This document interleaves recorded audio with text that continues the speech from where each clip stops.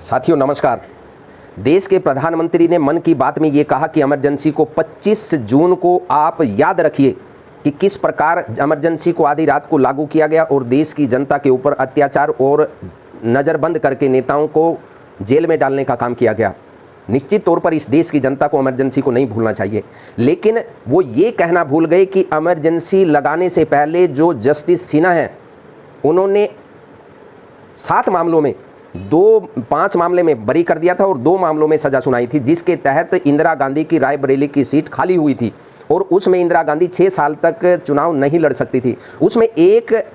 Main मुद्दा क्या था कि इंदिरा गांधी ने अपनी सत्ता का दुरुपयोग करते हुए, बेजा इस्तेमाल करते हुए रैलियों से लेकर के और अन्य प्रकार के सरकारी मशीनरियों को यूज करते हुए लोगों को प्रभावित करने का काम किया, प्रदेश की जनता को बरगलाने का काम किया और देश के पैसा जो आम व्यक्ति टैक्स के रूप में देता है उसको उन्होंने अपने चुनाव प्रचार में इस्तेमाल करने का काम किया। उसके लिए दोषी करार दिया गया था। एक कारण ये था। अब हम सीधे तौर पर ये पूछना चाहते हैं कि अमित शाह की रैली सिरसा में हुई और उसमें 10,000 पुलिस कर्मचारी लगाए गए, 20,000 लगाए गए या 6,000 लगाए गए, इसकी जानकारी प्रदेश के मुख्यमंत्री को देनी चाहिए, प्रदेश के गृह मंत्री अनिल विज को देनी चाहिए, ताकि जनता ये जान सके कि इनकी भारी भरकम रैली, महारैली जिसे ये बोलते हैं, उसमें कितने कर्मचारी थे, कितने बच्चों को बुलाया गया और कितने सरकारी मुलाजिमों को सिविल वर्दी में वहाँ पर तैनात करने का काम किया। दूसरी बात ये है कि जो पैसा इन्वेस्ट हुआ इस रैली के दौरान, पहली बात तो ये बताइए कि क्या ये सरकारी रैली थी या ये पार्टी की रैली थी। अगर सरकारी रैली थी तो देश के गृह मंत्री अपने पार्टी के प्रचार प्रसार के लिए कैसे भाषण दे रहे थे, कैसे वो किस हैसियत से ये कह रहे थे कि आप 10 की 10 सीटों पर कमल खिलाने का काम कर दीजिए। वो अलग बात है कि कमल खिलाने का काम इस प्रदेश की जनता कैसे खिलाएगी वो तो समय 2024 का बताएगा, क्योंकि ये कृषि प्रधान राज्य है। वैसे तो पूरा देश ही कृषि प्रधान देश है, लेकिन हरियाणा की अगर बात करें तो यहाँ हर व्यक्ति किसानी से जुड़ा हुआ है और इस प्रदेश का किसान भूल नहीं सकता कि जब जंतर मंतर पर किसान बैठे हुए थे, 750 किसानों की शहादत हुई, उस वक्त देश के प्रधानमंत्री ये कह रहे थे कि ये किसान मेरे लिए मरे हैं क्या। उसके बाद शाहबाद में किसानों के ऊपर लाठी भांजने का काम किया गया, उनके ऊपर मुकदमे दर्ज करने का काम किया गया और जब किसानों ने प्रेशर डाला और एकता दिखाई, पिपली में रोड को जाम कर दिया, उसके बाद खट्टर सरकार बैकफुट पर आई और उनकी मांगे मानने का काम किया। अब किसान ये भूल नहीं सकता, लेकिन मुद्दा ये है कि जो सिरसा में रैली अमित शाह साहब की हुई उसमें कितना पैसा खर्च किया गया, क्या ये पैसा सरकारी खजाने से खर्च हुआ, या अगर ये बीजेपी की पार्टी की रैली थी और बीजेपी के नेता के तौर पर अमित शाह उसमें शामिल हुए तो ये बताया जाए कि उसका खर्चा क्या बीजेपी की प्रदेश इकाई ने उठाया या प्रदेश की सेंट्रल इकाई ने उठाया। अगर ये बीजेपी की रैली थी तब फिर ये बताया जाए कि इतने पुलिस कर्मचारियों को, सरकारी मशीनरी को लगा करके इसके ऊपर पूरा फोकस मनोहर लाल खट्टर सरकार ने जो लगाने का काम किया उस पर कितना खर्च हुआ और ये गैर जरूरी जो सरकारी मशीनरी का दुरुपयोग हुआ वो क्यों किया गया,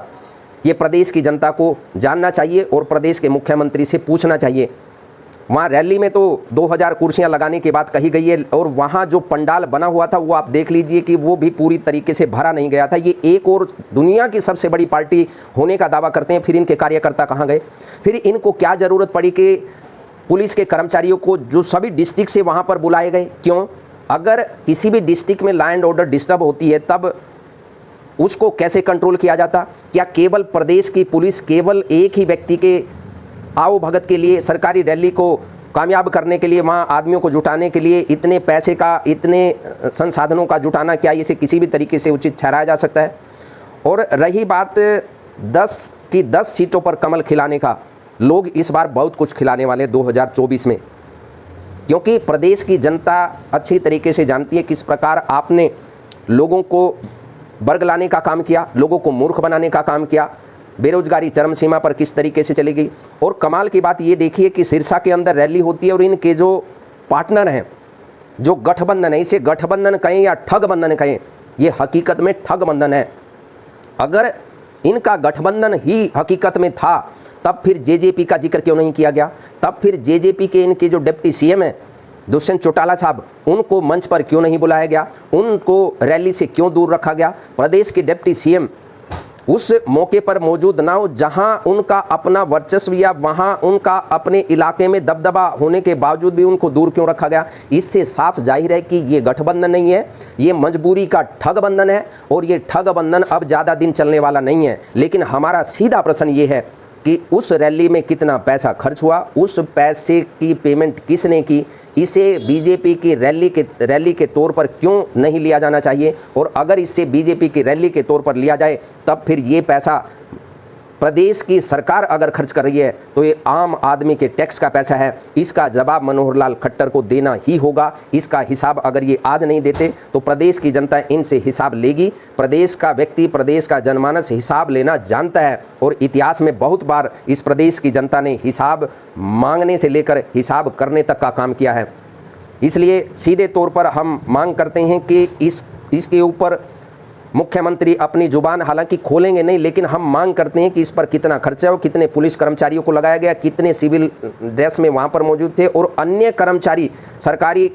डिपार्टमेंट्स में लोग जो लगे हुए हैं उनको वहाँ भेजने का काम किया गया क्या, और कितने बच्चों को ज़बरदस्ती वहाँ ले जाने का काम किया, ये स्पष्ट किया जाए। कितना पैसा खर्च हुआ ये स्पष्ट किया जाए। इसकी पेमेंट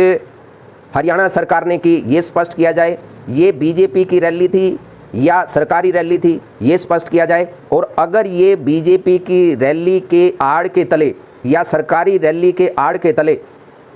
केवल अपनी बीजेपी का प्रचार प्रसार करने का काम किया गया तो निश्चित तौर पर वही काम हुआ है जो रायबरेली सीट को खाली करने के लिए जस्टिस सिन्हा ने फैसला दिया था कि सरकारी संपत्ति का दुरुपयोग करके कोई भी नेता अपनी अगर सीट जीत भी जाता है तो उसे खाली करने का काम किया जाएगा। हालांकि जस्टिस सिन्हा को हम सलाम करते हैं और पूरी जुडिशरी उन्हें हमेशा सलाम करती रहेगी। ज़रूरत है आज जुडिशरी में ऐसे जजेज की जो सत्ता से सवाल न केवल पूछने का काम करे बल्कि उनको कटघरे में खड़ा करने का काम करे। नवनिर्माण पार्टी मांग करती है कि इस रैली में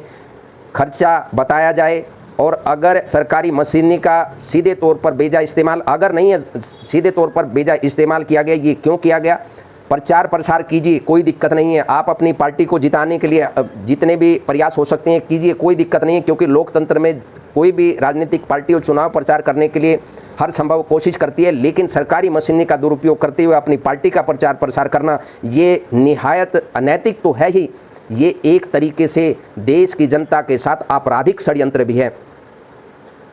सोचिए ज़रूर और सवाल पूछिए सरकार से कि जनता के पैसे की लूट इस प्रकार और ताकत का बेजा इस्तेमाल क्यों किया जा रहा है केवल सत्ता प्राप्ति के लिए। नमस्कार, जय हिंद, जय भारत। नवनिर्माण पार्टी आपके मंगलमय जीवन की कामना करती है, भविष्य की कामना करती है।